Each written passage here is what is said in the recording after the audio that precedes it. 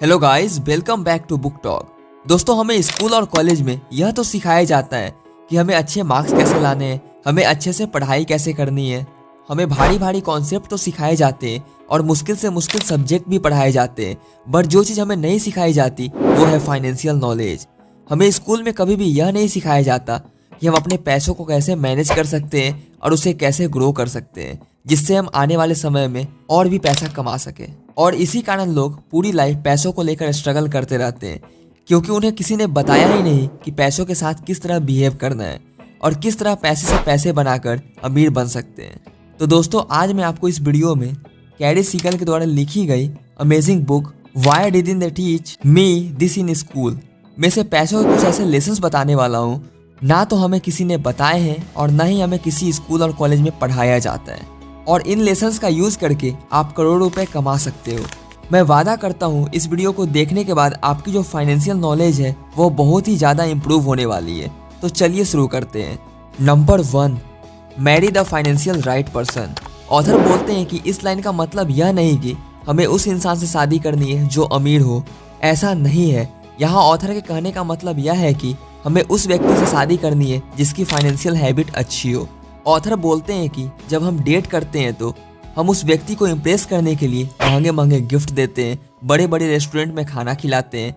तो ऑथर बोलते हैं कि अगर आप यह सब एक्सपेंसिव चीज़ें अभी अफोर्ड नहीं कर सकते हो तो शादी के बाद भी अफोर्ड करना काफ़ी मुश्किल होगा। और केवल उस वक्त उन्हें इम्प्रेस करने के लिए इतनी एक्सपेंसिव चीज़ पर खर्च करना समझदारी नहीं है।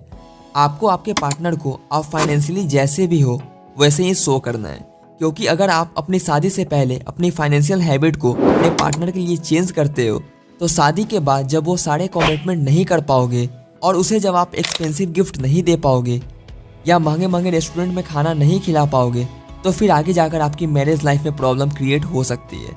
इसलिए हमें शादी से पहले ही अपने पार्टनर के बारे में सब कुछ जानना है कि आखिर उसकी फाइनेंशियल हैबिट है कैसी, क्या वह पैसों को अच्छे से सेव करते हैं, क्या उनके ऊपर कोई लोन भी है, उनकी सैलरी क्या है, क्या वह शादी के बाद भी खुद पैसा कमाना चाहते हैं या फिर नहीं, और वह अपने पैसों को कहाँ कहाँ पर खर्च करते हैं। यह सारी चीज़ें आपको अपने पार्टनर से पूछनी है।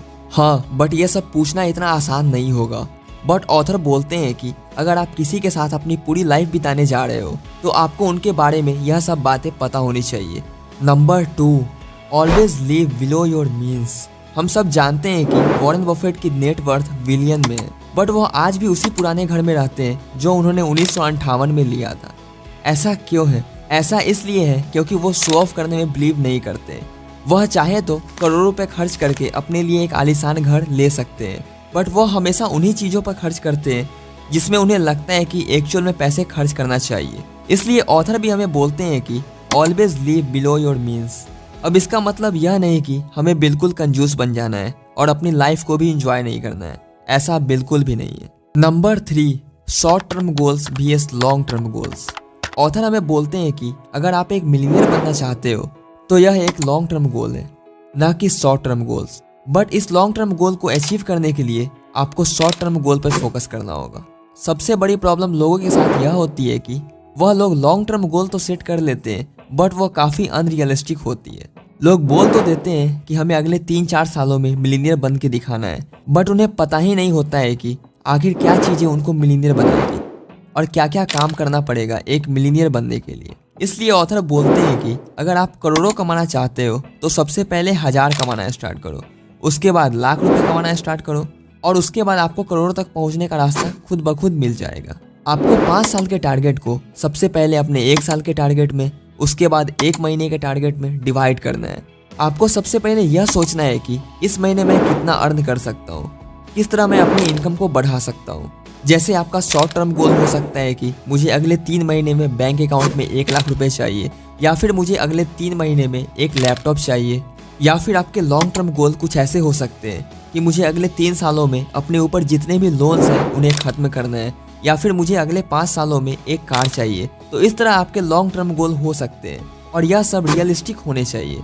हमें हवाओं में बातें नहीं करनी, क्योंकि जब आप कोई ऐसा गोल सेट कर लेते हो जो रियल में होना पॉसिबल नहीं होता है तो आप हार मानकर इन गोल के बारे में सोचना ही बंद कर दोगे। इसलिए हमें सबसे पहले छोटे छोटे गोल को पूरा करना है, देन उसके बाद आगे बढ़ते जाना है। Number 4, spend just 1 hour Each week, learn about personal finance.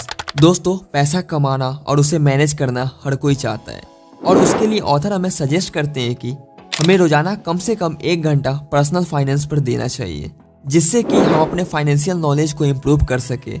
और जब आप डेली 1 घंटा पर्सनल फाइनेंस को देने लग जाओगे तो आई एम श्योर आप 1 घंटा से ज़्यादा देने लग जाओगे, क्योंकि आपको पता चल जाएगा फाइनेंशियल नॉलेज कितना ज़्यादा ज़रूरी है हमारे लाइफ में। अपनी नॉलेज को बढ़ाने का सबसे अच्छा तरीका है बुक पढ़ना, और बुक पढ़कर आप अपने फाइनेंशियल नॉलेज को इतना अच्छा कर सकते हो, उसके बाद आपको कभी पैसों को लेकर कोई भी दिक्कत नहीं आएगी, क्योंकि बुक पढ़कर बड़े बड़े लोग बड़े बड़े बिजनेस को खड़ा कर देते हैं। पर्सनल फाइनेंस का बहुत सारा बुक है जो आपको पढ़ना चाहिए। Number 5, spend now to save later. यह भी बहुत ही इंटरेस्टिंग लेसन है। इसमें ऑथर हमें बोलते हैं कि हमें कुछ चीज़ों पर अभी स्पेंड कर देना चाहिए, जिससे कि हमें बाद में ज़्यादा पैसे खर्च ना करना पड़े। फॉर एग्जाम्पल, जैसे हो सकता है कि आपकी कार की सर्विस वह बाकी चल रही है, आप उसे टालते जा रहे होंगे और सोच रहे होंगे चलो अभी ठीक ठाक चल रहा है, आगे देखते हैं, करवा लेंगे। और ज़्यादातर लोग ऐसे ही करते हैं।